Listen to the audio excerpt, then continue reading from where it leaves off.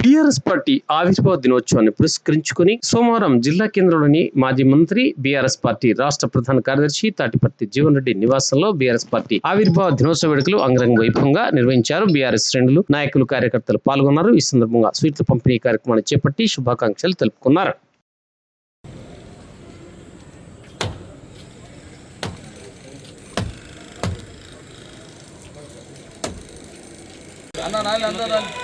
కిందికి వెళ్ళొస్తుందా?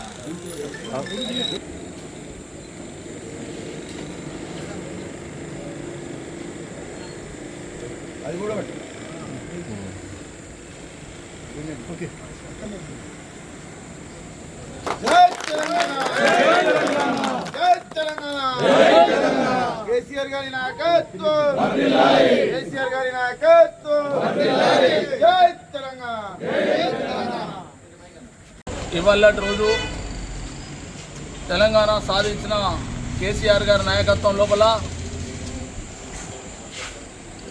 BRS party ఆవిర్భావమైన 25 సంవత్సరాలు పూర్తి చేసుకొని 26వ సంవత్సరంలో అడుగెడుతున్న సందర్భంలో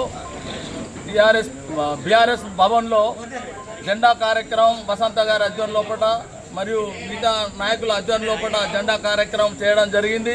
అట్లాగే రమణ గారి ఇంటికాడ ఎమ్మెల్సీ రమణ గారి ఇంటి వద్ద, అట్లనే మాజీ మంత్రివర్యులు జీవన్ రెడ్డి గారి ఇంటి వద్ద కూడా తెలంగాణ జెండా ఆవిష్కారం చేయడం జరిగింది.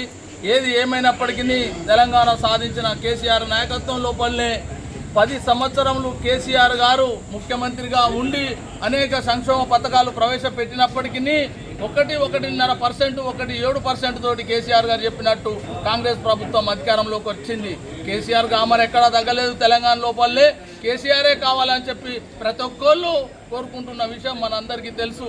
జీవన్ రెడ్డి గారి నినాదం రేవంత్ రెడ్డి గారు పోవాలి, కేసీఆర్ గారు రావాలి, కాంగ్రెస్ పోవాలి, బీఆర్ఎస్ రావాలి అనే నినాదంతో కార్యకర్తలందరూ, అభిమానులందరూ ముందుకెళ్తున్నారు. కాబట్టి అందరికీ సుస్వాగతం, స్వాగతం చెప్తూ నమస్కారం.